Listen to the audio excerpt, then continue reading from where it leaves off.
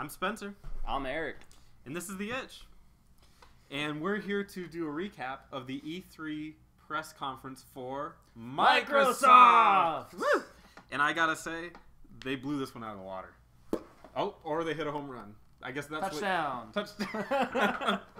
Sports. So, you want to just kick it off? Yeah, go. All right. The first game they showed off, Halo 5 Guardians. Woo! It looks like they're chasing after Master Chief. And now you tell me, is this a Covenant world or? Okay, so the world, I think some of it's on Earth. Mm-hmm. They presented it as Master Chief is either good or bad, mm-hmm. and then you get to play as the Spartan race that's chasing him down, that's hunting him. Or you get to play as Master Chief's Or you get group. to play as Master Chief's group. So you're supposed to be able to choose which side you want to fight for. Yeah. And I think you'll probably be switching back and forth throughout the game. Yeah, probably. Ruby! Hey, Ruby. So, the city is exploding. And I'm going to say, not the biggest Halo fan myself, personally. Mm-hmm. I know you're kind of getting into it. Yeah. You're actually kind of just starting to get into it. I'm just starting. I just finished 1. I'm working on 2 right now. I thought you finished 2.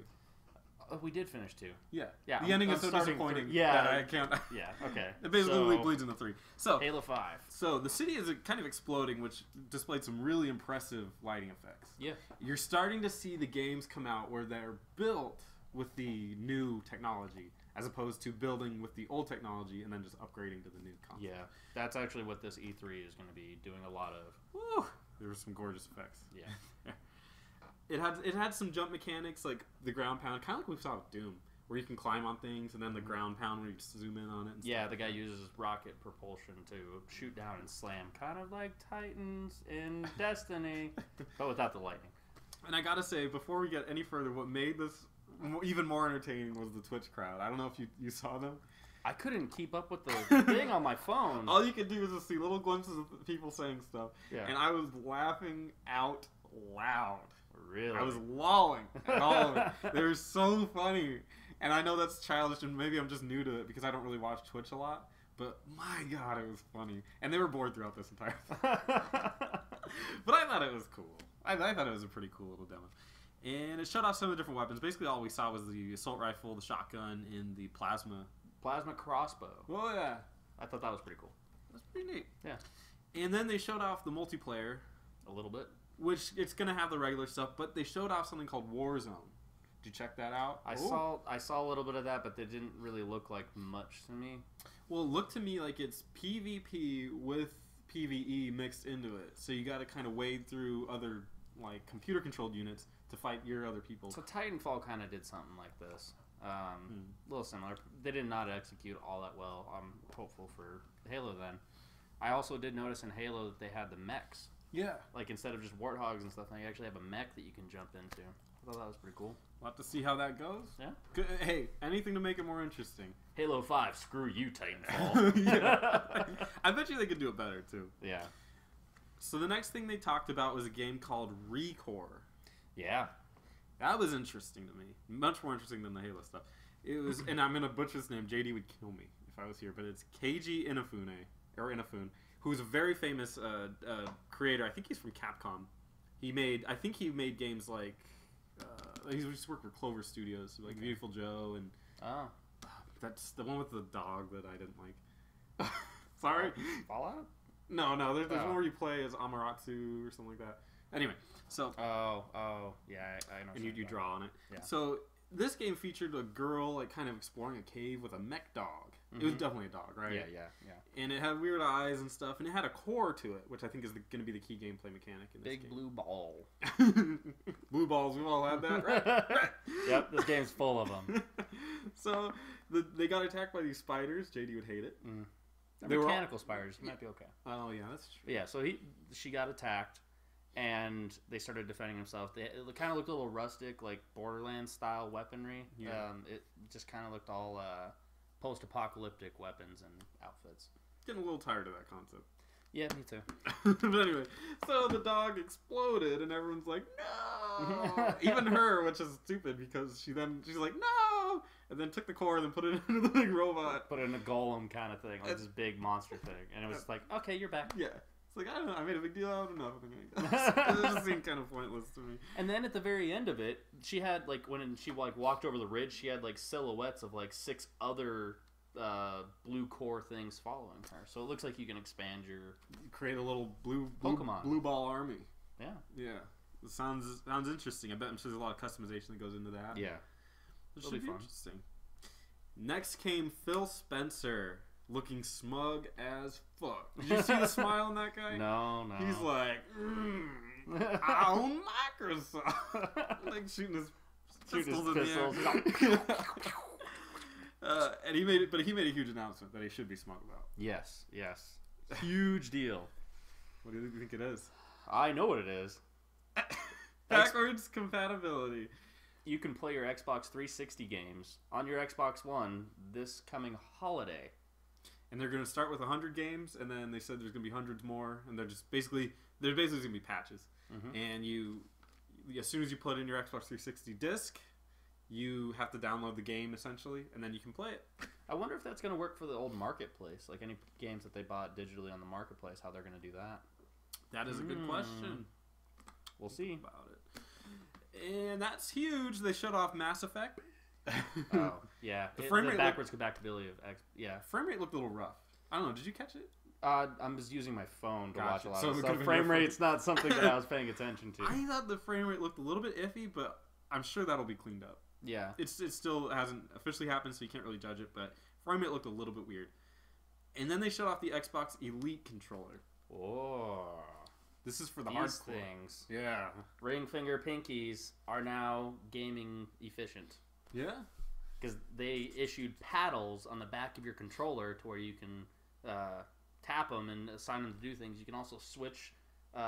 There's switches on the controller to switch between game modes. And you can replace all the little number pads and the D-pad and... Not number pad. Joystick. Nubs. When you want a 10 key on your Xbox. Yeah, a 10 key on there. Optional insert for it. That looked pretty cool. Yeah. That's for the hardcore crowd, though. Yeah. I definitely was... I wanted to see a physical model of it. I didn't want to see the 3D renderings that they did for the presentation. I wanted to see like one in their hands to see how it looked. Absolutely. Would have been nice. Mm-hmm. And then Todd Howard came out to talk about Fallout 4. Yep. We saw him yesterday. The Bethesda. He's one of the better speakers. I actually think he's pretty good at that. I think he did pretty well. He speaks a little slow and like punches his words in and stuff, but he did a good job. Right. And he talked about Xbox One, showed some Fallout 4, which we've all seen before. It was kind of annoying to sit through again. Yeah. But he did say Fallout 3 comes with Fallout 4 on Xbox One. I did not hear that. That is awesome. That's good. Cool. So everybody can play that. Granted, that game is like nothing on Steam nowadays. Yeah. But even still, very cool. And he made the announcement, and this is huge, that Fallout 4 will have mod support. Really? You can create the mods on Windows 10 on Steam and port them over to the Xbox One. Wow. That's going to be huge. Like mod support has actually been a big topic nowadays about some games, some developers and publishers not wanting to have those on their game, and then with Steam wanting to charge people for mods and stuff, or allow people to charge for their thing that they create. But yeah, having the ability to have that on your system right now, mods on consoles is pretty unheard of. Yeah, it's new ground for consoles. It's just it's showing that PC and consoles are starting to merge a little bit, and Xbox is leading the way on it. It's huge. Very, very cool. Peter Moore came out. Did you catch this? The EA stuff? Oh, yeah. Peter Moore came out looking like the devil. He just looks like the devil. He looks so evil. I did not. This was actually one of those ones where I was planning on calling you during, because I was like, it's sports. Like, what can we report on the sports industry? He did that, and it was hilarious. He came out and talked about EA Access, which is $5 a month. You pay it, and you get access to a vault of EA games, pretty much infinitely, I'm assuming. So right now, there's only 12 games in it, which is so bad. It's like tiny. And they're going to introduce Titanfall to it, and then Dragon Age Inquisition will come a little bit later. Which, okay, not bad. He also said that the sports games will all be on there upon release and everything like that, which is cool. But he said, I know a game you're all looking forward to, and it's Madden. And there were no claps. It was dead silent. I felt bad for him, and I would have felt worse if he didn't already look like the devil. Like he. Oh man. Great. E3 is definitely not full of the Madden audience. I thought that EA has been doing a lot better job lately, but the crowd did not agree with me on that. They hated this guy, and everybody on Twitch hated him too. they had a lot of 4-letter words for him, which was 4-letter words. But but it was crazy. Yeah, that was not a good showing. And then they showed off Plants vs. Zombies Garden Warfare 2. I didn't know there was a first one. The only entertaining part was that they played Danger Zone with it. Oh, I did hear that. The Danger Zone. Danger Zone. Sounds cool. Moving along, they talked about Forza Motorsport 6. All right. Oh, this was the thing with the 50th anniversary. They had Henry Ford the third. Yeah. On there talking about how the GT is going to be on Forza 2. And they lowered down an actual Ford GT on a stage and brought it down. It was real. That thing is looks like an insurance nightmare. That's all I can say. The insurance on this must be really high. Whenever I see those cars, that's all I think about. It's so bad because I'm not a car person. Yeah. So like some people see like, oh my god, it's got to go fast and 8 cylinders or 6 cylinders or whatever. I just see like, oh god, I could never the premiums. The premiums alive. Yeah, seriously. So what about the game? What about Forza? Yes, I don't know much to talk about. 24-car multiplayer. Wow. 1080p, 60 FPS. Oh, that's good. Yeah. Good stats. Yeah. They showed some footage of it. Very brief gameplay footage of it with some tires flying and. That's it. It seemed good. Tires are not supposed to fly. No, but like in a race, yeah. So yeah, this is all it was. It was cool. Very cool. Right. So we had Bandai Namco next. I wonder what game they would talk about. What does Bandai Namco, the company, the actual developer from software, what game could they possibly come out with that people would want to hear about? Did they make Pokemon? I think so, but this time they spoke about Dark Souls 3, a little indie gem. Dark Souls 3. Yeah. Indie. I don't think I've heard of this. I wish Justin was here. Yeah, maybe he could explain something. Yeah, he can connect some dots here. You know what, though? Your reaction is not far off from the crowd. They were dead. Really? I don't understand why. I think it was still a little early, because this crowd... if in the right crowd, if they weren't screaming for EA, I don't know what. Like they must have not had their morning coffee. Yeah, must have been up too late partying about with Bethesda. Yeah. But for whatever reason, I mean, they were clapping like, "Yay, woo!" Maybe the acoustics were off. Maybe they got some better mics so you can't hear the audience. That might be it. But it was quiet. So the Dark Souls 3, they announced it's coming out in early 2016. Did they have any footage or anything showing off it, or just just a poster? Just a cutscene, okay. And that might have been why. Okay. It's just a big king guy rising up, like in a city or something like that. He was huge. That's all they showed. Maybe that's why they want to see gameplay and we didn't get it. But possibly. But I was a little bit miffed by that. Possibly. So who did we have next? Ubisoft came out, and they had their own conference, but for Xbox they talked about The Division. The Division. Another post-apocalyptic shooter. That's why. Is it like DayZ, or are you talking like more Fallout or more DayZ? Like, I guess it's hard to say. It's not zombies. It's like people. They're all people. Okay. But I guess people just don't get along and blow each other up.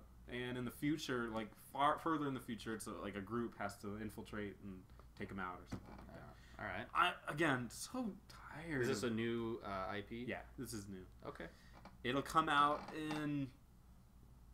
The beta for Xbox One is exclusive for Xbox One in December. Nice. So you can play it and the person that talked about it was Laurent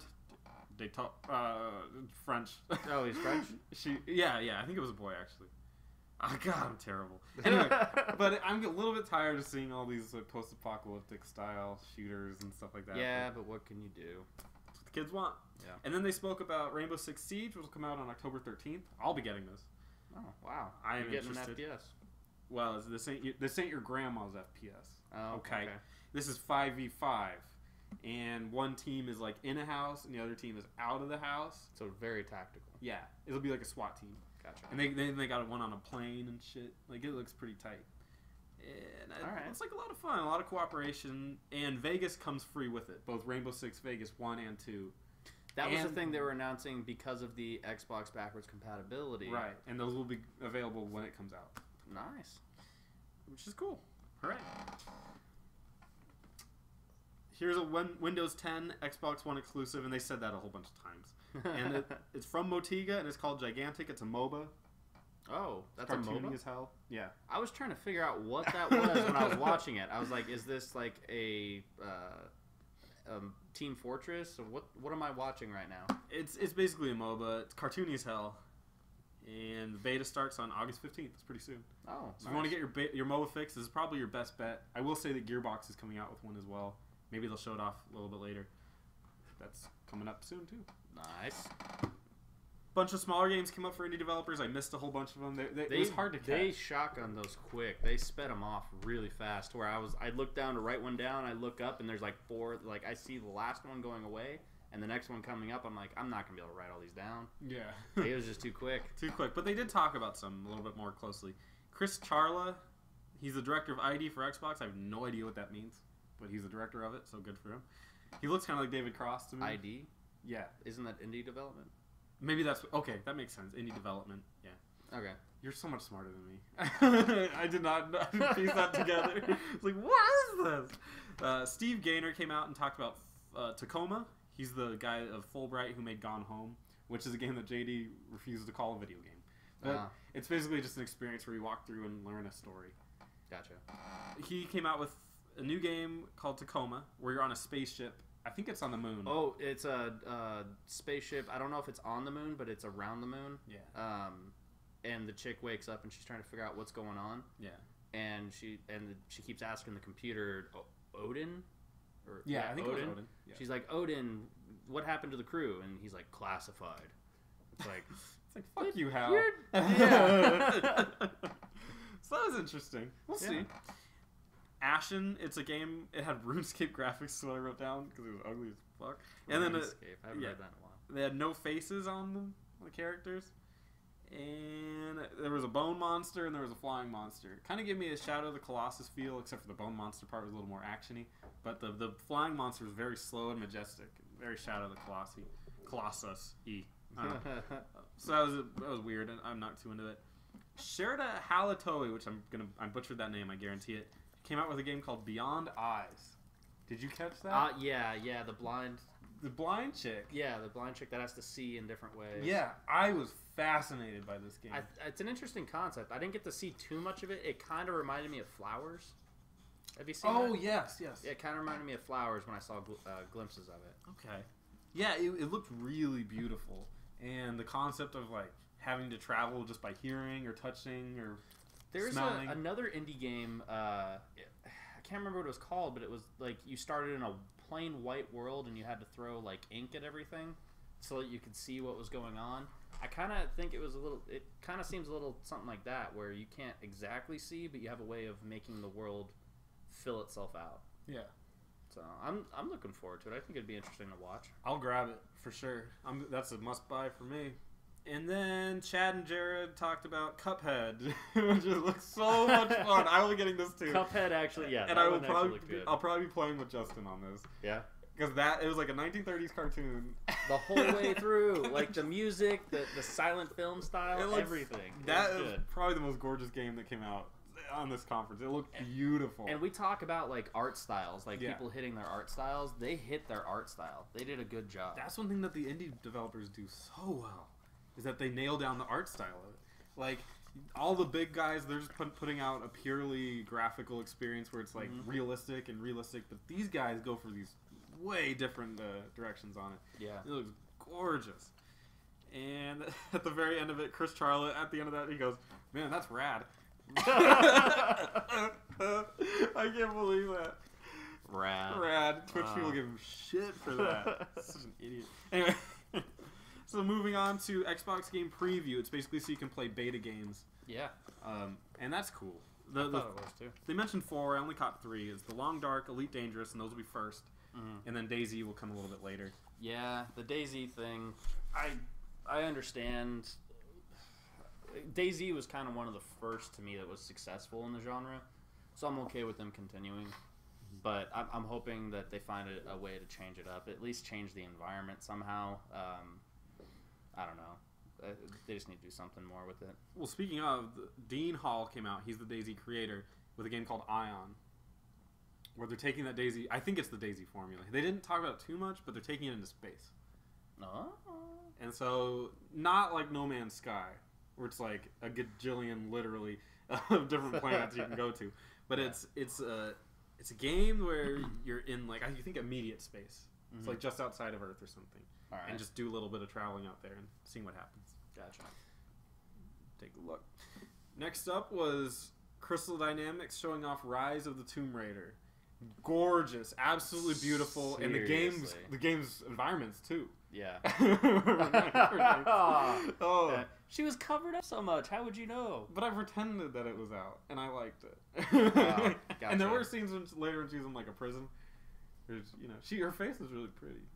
They put the pixels together really well. They put pixels in the right order. Yeah, I like it. Anyway, I like it a lot. Start out with her climbing ice. That was a really cool scene. And climbing up a mountain. Well, that was very, very Naughty Dog-esque. Mm-hmm. Which is like the Nathan Drake, Last of Us kind of, like, you're in that moment and it's very cinematic and it's like, but I think they've been doing it too with their past Tomb Raider experiences as well. Yeah. That was very pretty. Yeah, it was it was really good, and especially like just how fast paced it was. Like, yeah. I did notice her grunting. Her grunting as she was doing things. It sounded like they only had like 4 or 5 sound bites for it. That I kind of was like, that'll get old. Yeah, soon. Because she's leaping and jumping all over the place and grunting constantly. So I was like, It's very, very neat. She fell off and then she climbed back on, and then she started. And this made me laugh. I chuckled to myself. But then the avalanche happened. It's kind of like a two-year-old was telling a story. But anyway, so an avalanche happened. She started running from it, and she was jumping across wooden bridges. Yeah. And I was thinking to myself, like, if there are wooden bridges up there, why didn't they just go to that? Yeah. Like, why didn't they just follow the path that the humans have already set? Yeah. Clearly. Yeah, I mean, who knows? Maybe a previous avalanche took them out, and this avalanche now took out the rest of it. Who knows? Yeah. Anyway, whatever. So that was my only little weird gripe. But very cinematic. She hunts for food later, which could be an interesting mechanic. Yeah. So we'll see how that all goes. Food buffs. Yeah. Eat an elk and you get more stamina. Elk? More elk power. You get elk-like abilities. Rare came out. We are split on this. Yes, we are. I hate Rare. Can I just throw that out there? Rare. I love what Rare was. So I love the Anakin of Rare. But that's why I like this. Okay, fair enough. Rare is coming out with Rare Replay on August 4th. Rare Replay is 30 games of basically their collection. Yeah, it's a collector I edition. wonder if Donkey kind of Kong like Country will make its way in there. I'm curious about that. No, I guarantee it won't. No, absolutely. I was thinking about that as I was driving. That all the Rare games that have not been released previously, like Conquer Bad Fur Day. I mean, I know that there's been a re-release on the 360, but it was still a little different. Mm-hmm. What other games were they talking about? Banjo-Kazooie? I think the biggest one, ironically, would be Battletoads. People are huge on that game, and I don't understand it, but they're huge on Battletoads. Yeah, so they're doing a collector's edition of some of their old games and putting them on here. They said there's 30 on there, and they only showed like 5 or 6. Yeah, I think. So I am kind of curious if Donkey Kong will be on there. No way. They made a game using Nintendo's licensed stuff. They can't use that, but they'll do Banjo-Kazooie and all that crap because they own that. Gotcha. But Donkey Kong will not. I guarantee it. Which is good. I am not. I mean, all the memorable games that Rare has made, in my opinion, can be played on emulator today. Right. I am not impressed by them. I want to see some good new creations that they can make, which I know that they can't. Because we all saw Perfect Dark Zero. We all saw Viva Pinata. That's actually, the Perfect Dark is coming on this collection. Yeah. I forgot about that one. That one's actually a pretty big deal from what I've heard a bunch of my friends talking about. That was a wonderful game, but that was in N64 times. Yeah. So remember that game played with the GoldenEye style. Yeah. So maybe in a new function it'll be fun. But speaking of, they will be having a game, and that game is Sea of Thieves. Yeah, I saw that. It actually looks pretty cool. It's a platformer, right? Platform like adventure. It's an adventure game with pirates. It also kind of looked bad, except when they went to the sea ship kind of stuff. That looked kind of cool, but graphically from up close, it was not the prettiest game. Good luck, Rare. I'm not pulling for you. Just throwing that out there. Asshole. I'll pull. JD, what's up? Then they talked about Fable Legends for just a little bit. It was all cutscenes for some reason, which before it actually wasn't. Yeah. Which leads me to believe that game is not doing well. Well, I heard it was free. They announced it was free. That's Still, good. fuck them. I guess if it's free, you can't complain, right? Exactly. So now here's another place where we're split, because I thought this was an incredible part of the show that Sony's not going to be able to beat. We'll see what you think. Kudo Tsunoda came out, the corporate vice president, talked about Valve VR. Mm-hmm. So they're working with Valve. All Oculus Rifts will come packaged with an Xbox One controller. That is huge. That's a big business move. Big win for them. Partnership. Yeah. It's going to work with Xbox One games. We'll see what that means in the future. Yeah. Not entirely sure what that means. I want to play Devil May Cry with an Oculus Rift. I want to see what Dante sees. I don't know about all that. And then they moved on to holographic stuff. Mm-hmm. With the Microsoft HoloLens. Lydia Winters came out. She's the brand director of Mojang. Nice butt. Mojang. And they pronounced it Mojang. Yeah, Mojang. Whatever. And she talked about Minecon, which will be basically Comic-Con, but for Minecraft people in 2015. A bunch of cave dwellers. Anyway, take that one to the bank. It's going to be... And they showed off Minecraft with the Microsoft HoloLens. That blew my mind. And on Twitch, it blew everyone's mind. It's fantastic technology. They do it. The stuff they're doing with the HoloLens, it is crazy technology. I remember watching a YouTube video of it. I want to say months ago, like 2-3 months ago. They were doing it in their house and they were moving stuff around and they're like, "Can you imagine what this can do?" And they were showing off a bunch of stuff, and I thought it was great. But a lot of it was, at that time when that video came out, a lot of it was 3D rendering of what it looks like. Not them actually working with it. Yeah, they would show the guy moving stuff, but the things that they were displaying, like when they cut back, like this is what he's actually seeing, it was a lot of 3D rendering. It wasn't really what he was doing in the game. Gotcha. So in this, they were showing a lot of things, and he was doing things and voice activation stuff. And it was really cool. It was, and she was playing on her own little thing and moving around in the world that he had. Yeah, which mind blowing to me. And they're shaping it with their hands and like moving the map up, spreading it out, getting in closer with voice commands and all that kind of stuff. I will be curious to actually get my hands on it. I'm going to reserve final judgment on this, but I think the technology is ahead of the average consumer. Yeah, to where they're going to purchase it, and it's going to be like the Nintendo Virtual Boy, where it works for someone who fully understands the capabilities and the functionality of this product.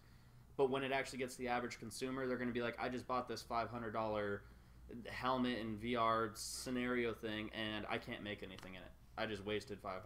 Right. So I think it all comes down to the user functionality. And that's a couple things I didn't announce was a release date or a price. Yeah. So it's like, this is really cool, and it was, but like, what does that actually mean? Probably nothing for a while.